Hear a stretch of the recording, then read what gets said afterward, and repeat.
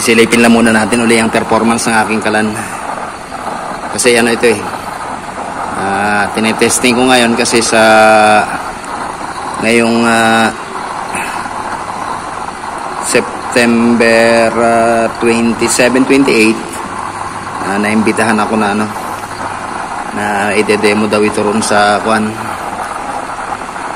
sa Kawit. So tinetesting ko siya ngayon, hindi ko pa nga nalilinisan, matagal na kasi naka-stack ito. Bali 4 itong ide-demo ko ron, yun yung mga yun. 4 itong kalan na dadalhin ko doon. So tinetesting ko ang performance ng isang ito, kung ano ang performance niya. Hindi ko muna kinabit yung oil level regulator kasi tinetesting ko lang yung kanyang performance.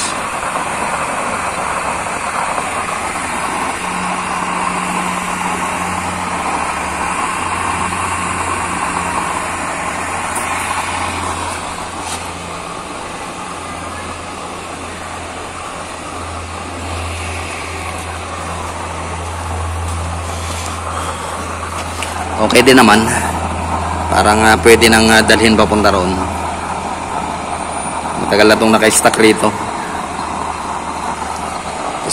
Tinetesting ang performance niya, kung po pwedeng dalhin doon na pang exhibit. Mag-exhibit kasi ako sa Kawit ngayong September 27 and 28.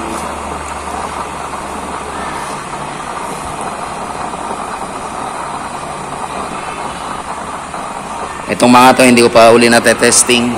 Bali 4 ang dadalhin ko ron. Itong isa muna ng aking ite-testing yung performance na ito. Okay din naman ang performance niya.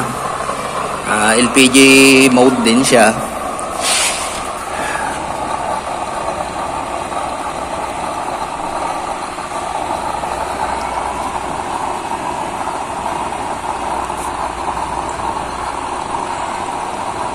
Okay, so nakalimutan ko na yung mga gadget na inilalagay ko rito eh. Matagal na kasi itong naka-stack.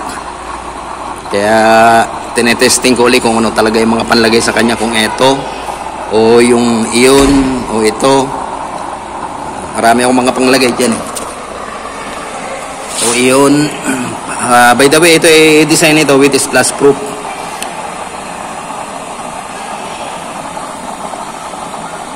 Kapag ka-splash proof ang gagamitin natin, yan ang kanyang design. Ganyan ang design ko sa kanya.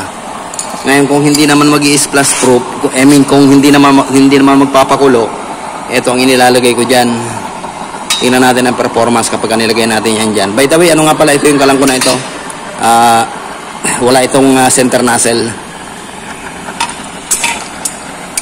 Naparami yata ilagay ko ng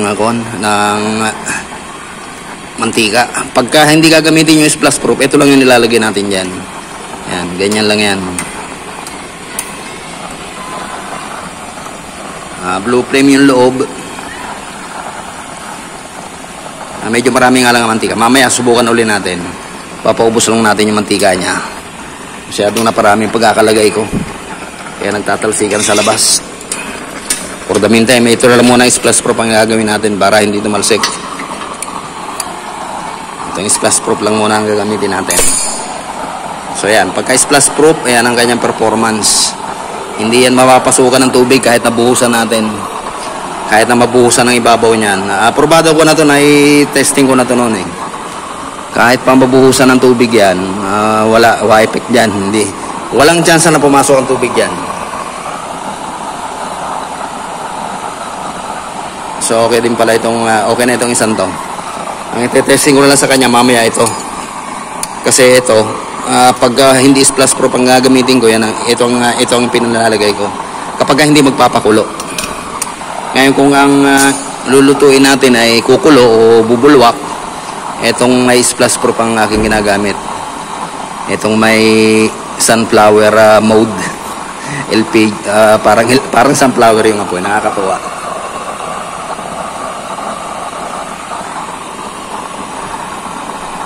Medyo marumi nga lang kasi nasa istakan ito eh. Galing kasi ito sa exhibit namin ngayong nung nakaraang 30 naman dito sa school namin. Dito kasi ginanap yung yung National textbook day sa school namin. Kaya nailabas ko to noon. Then na-stuck, nabasa ng tapos hindi pa nalilinis, kaya yan na muna kanyang itsura.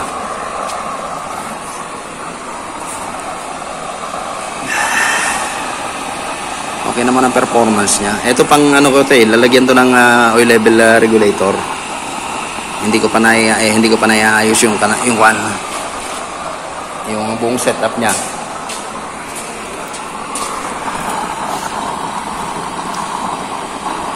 Yung mga nando doon, mamaya ite-testing ko rin yun. Kung anong magiging performance nun. For the meantime, ito lang muna. Okay naman, stable naman siya.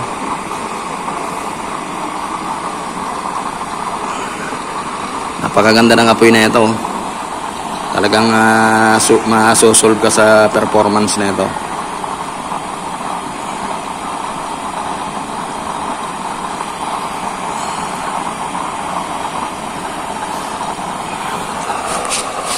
Ito ay kalan na walang center nozzle.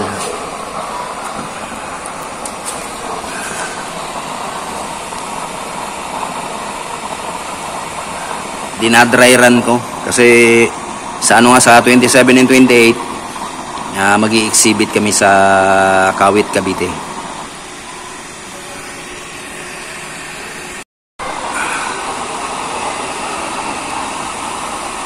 Okay, so yan ang performance niya ngayon. Pwede ko nang ipan-display to roon. Napakaganda ng birada ng apoy na ito. Kala mo LPG mode.